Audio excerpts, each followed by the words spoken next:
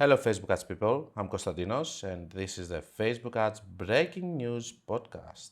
Hello, guys. It's podcast 136, and basically, before we even start, let me tell you that if you don't have the money to go for the course, there's always the solution of the membership on YouTube or the Patreon with just $90 per month. You can get access to 74 extra videos that you're going to be able to see. It's questions that I'm answering from the paid part of the podcast.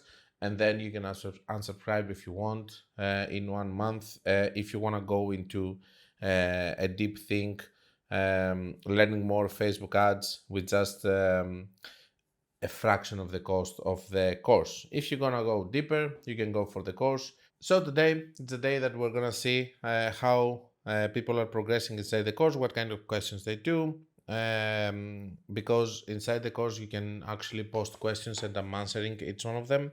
Let's see if they're good questions, bad questions, if they're learning from the course, if the level is higher. We're going to understand, and after that we're going to have your normal questions from the YouTube channel as always. Before we do that, I have seen one video from Hormozi basically here, and I'm gonna play it here as I'm watching it. Just a second. Don't know who you are. Just saying like, hey, book a sales call is a tough ask. That's the issue. Hello. Hey Liz, what's up? Monthly revenue of $600,000 a month. Congratulations. Badass. Thank you. Ad spend is $150,000 a month. Okay, a little high there. Industry is Many chat funnels. So 600K, 150K spending. Let's continue. Many chat funnels. got it. What's your price? 6K a month. Okay. What's the question? How can I help now that I have context? I've been struggling to double my ad spend.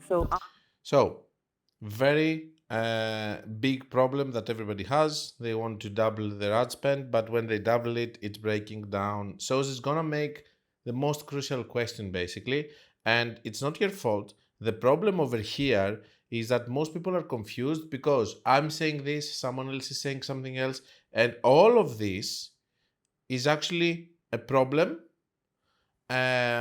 because everybody says something completely different. Someone is talking about one campaign, someone is talking about multiple campaigns. So our meta ads break when we push from 5K a day to 10K a day. Yeah. So the question is, should we, As you can see, Hormozi can acknowledge that, most likely because he had these issues. instead of multiple 1K a day campaigns, which Yes. might be competing against each other, They're not. Doesn't matter. Keep going. is So he says that they are not, it doesn't matter. I'm not expecting from Hormozi to be an expert on Facebook ads, but let's see what she's asking. one master campaign that's spending 7 to 8K a day with one single asset, a ton of ads, is better than multiple 1K a day campaigns. So the dilemma again, one campaign or we're gonna work with multiple campaigns, 1K each, difference and stuff. For me, the answer is clear. You know very well that I believe that if there are different concepts, if you target different people with your creatives, different ideas, different angles and all of that, I think it's not gonna be an issue. I have no idea. I actually don't think it matters. I actually want to acknowledge over here that to Hormozi that he says, I have no idea. He thinks it doesn't matter, but he never said in a way that someone else was going to answer and say, I believe this and that and that. He says, I have no idea, but I believe it doesn't matter. Basically, he's talking from his experience of running ads. How do I know that? When he started his new book, it was this summer, because I think that he did a release on August. Which sounded a little bit of strange to do a release inside August. He has done so many creatives, so many variations. I have seen in his library and stuff. So I believe that he also believes into the different concepts and ideas and stuff. And he has done it in a big scale, like spending a lot of money with a lot of different creatives and all of that. Being real, my whole life, that has never been the thing that has limited me. Said differently, I don't think you're bidding. So he says that this has never been the stuff that limited him, and I know that he's not lying. He's gonna give some advices after that. I'm gonna put the link of this one on the description just so that you can see the whole video if you want. But I was just watching this and I thought that it's really funny how people are confused from all the different opinions out there. And I thought it would be funny if we discuss it here. Also, Hormozi has spent a lot of money in his last advertisement, and he was using multiple campaigns with multiple creatives and not one campaign. And yeah, I think this is another validation that multiple campaigns is the way to go. Okay, let's go to the questions. Let's see how people are seeing my course and what kind of questions they make. I'm gonna hide the names and all of that. So this is a question in the Crazy Method video. Hey Konstantinos, hope you're well and thank you for the course and your knowledge. It has been the best money I spent on courses yet. Thank you. I have a question regarding why is now need to divide higher number of assets by 2. For example, you mentioned if 15 assets divide by 2 and go from there on, and why it was okay before to have like 20, 30 assets. So, fair question, by the way, and a question that I have never seen, for example, into my YouTube channel. The truth is this, when the Crazy Method started back in the day, when I wanted to do broad targeting, but I couldn't do just one asset. So in order for me to do broad targeting, because it was risky, I remind you that it was the days of laser focus targeting on 2018 or whatever. The only way for me to do broad targeting in an efficient way, it was the Crazy Method. Because over there, I would have a lot of assets. If they find sales, they are likely to find sales. I was increasing my chances basically with that way. If they were going to find sales, they were gonna optimize. So I was doing it like this. I needed more assets in order for me to do so. Now that broad targeting, for example, is working, or the algo is better, you don't need so many assets. The other thing that I have seen is that back in the day, having many assets inside the campaign and optimizing, it wasn't bad. I realized that it was bad to go for more than 10 assets in a CBO after some point, because the thing that has changed is iOS. After iOS, we have seen more dominant assets or ads. Even if you put 20 assets, it wasn't going to spend in all of them. It was going to have again a dominant. So it doesn't serve any purpose if you do so. So if you want to be realistic with the new situation, and I'm not talking about Andromeda, I'm talking about the iOS update. After the iOS update, I started using less assets because I could see that it was more efficient, first of all. Secondly, it was easier to optimize. We didn't have so many assets. The third thing is that I have seen that we were having more dominant assets in the CBO, so there wasn't any point of you doing 20 assets as I was doing back in the day. For example, we have an 100 daily spent asset getting 20 CPA over the last 7 days and good volume, and we want to test Crazy Method CBO at 500. Do we now do 25 assets or 12, 13? You're going to do 25 divided by 2, which gives you, let's say, 12 to 13.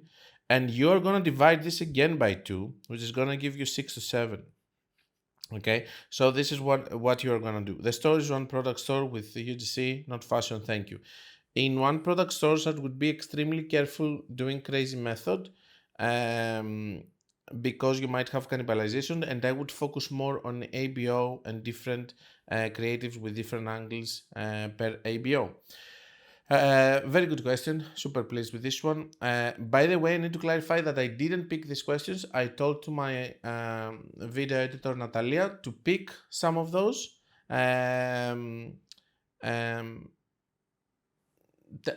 Did you try to make it look like as they were good? You didn't know the concept of the podcast, right? Because I didn't tell her that I told her put more questions on the beginning. That's it. So you just pick the first. Okay. So you didn't do any collection. No. Cool. Okay. So bro, so let's say if a client is not getting good results because they have new pixel, by the way, this is a video that's coming from how to start with a new pixel on my course, and this is the part D because it's an important thing to know how to start with a new pixel. Have new pixels, so you're going to explain they need the nitty-gritty details to show them their account so they will trust like there is no problem with our ad strategy, or you'll just tell them you have to fix these things and these things. So basically inside the course I'm having, and in general you have to show metrics in order to convince people. You cannot just say your pixel is untrained. I don't accept that. But you can go and you can tell them, look at your CPM, look at this ad account, in this ad account we have this. Look, for example, over here we are having a cost per purchase of $30 and still you're getting 1.2 ROAS and you want to get 3 ROAS, okay? In order for you to go to 2.4 ROAS, all you have to do is get your AOV, for example, from the 50 that it is to 100. Okay, and this is gonna help. So you are discussing with them by showing numbers. Okay, it's very important to show them numbers, because if they don't know where they're gonna improve, nothing is gonna happen. Because a lot of times on new pixels, the most problematic thing is not the creatives or mistakes, is that the company has wrong numbers. Okay, yesterday I talked with a guy in a cold sales call. By the way, he came to the call. You cannot see it if you're listening to this, but he came to the call and he was like this. And I said to myself, what the fuck am I doing here? You know, zero energy, zero nothing. And I asked him, what's your AOV supplement brand? It says $18. And tell him, okay, there's no way that you can advertise in Meta. And even if you do and you spend 50 per day, it's not in my interest. So, and he wasn't advertising in Meta. He said that he tried a lot of agencies and they failed.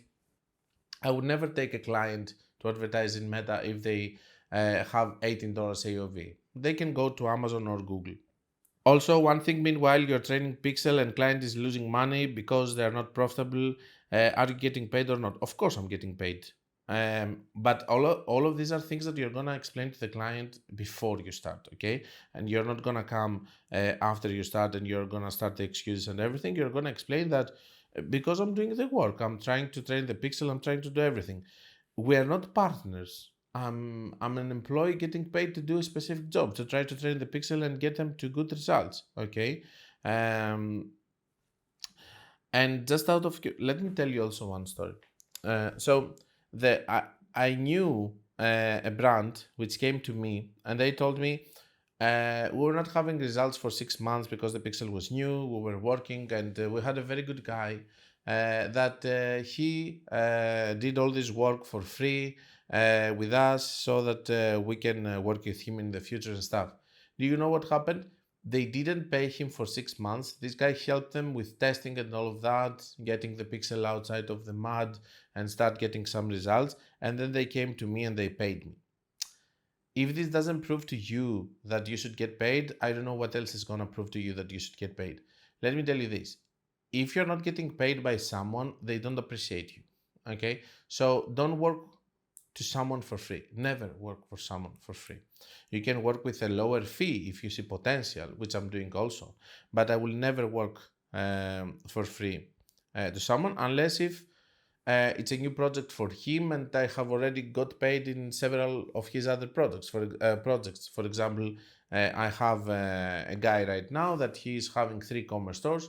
I'm part of this e-commerce stores since day one and he's opening a 4th one. Okay, maybe I'm gonna work for free for 2 months until we're gonna see if it's gonna work or not, but I'm getting paid from the others. It's completely different.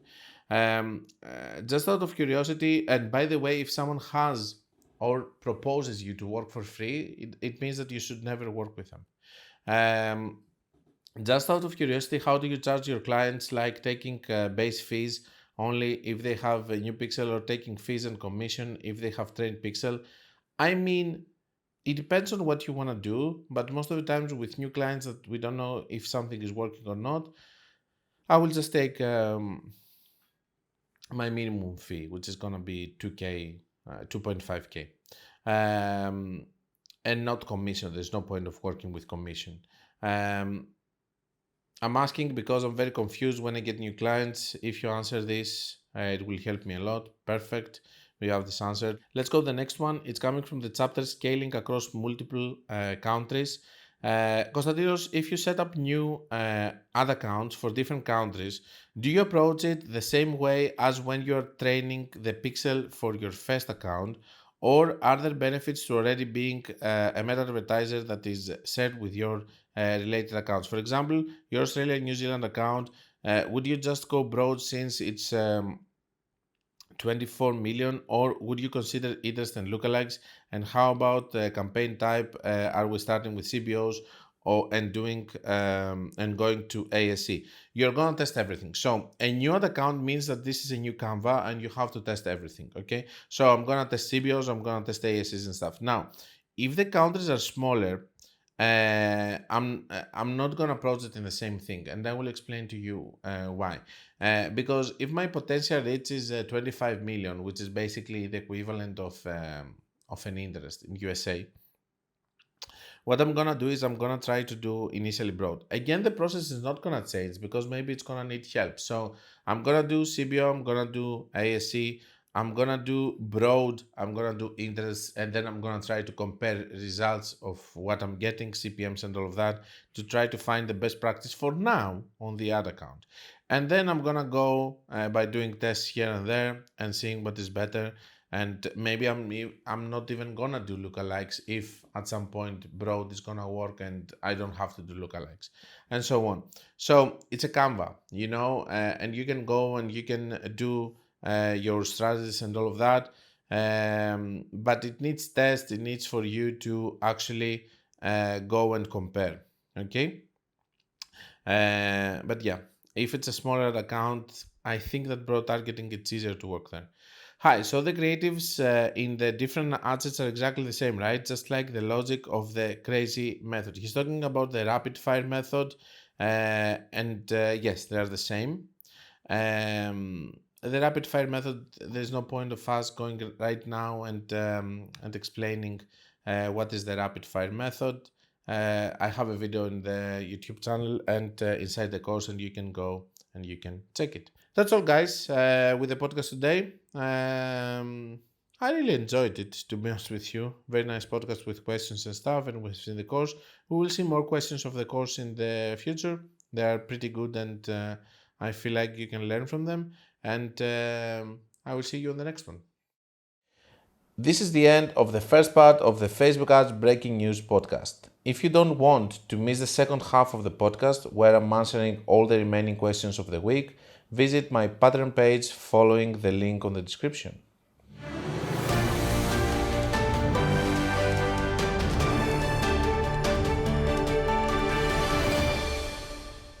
This was the Facebook Ads Breaking News podcast. Like it or not, it is what it is.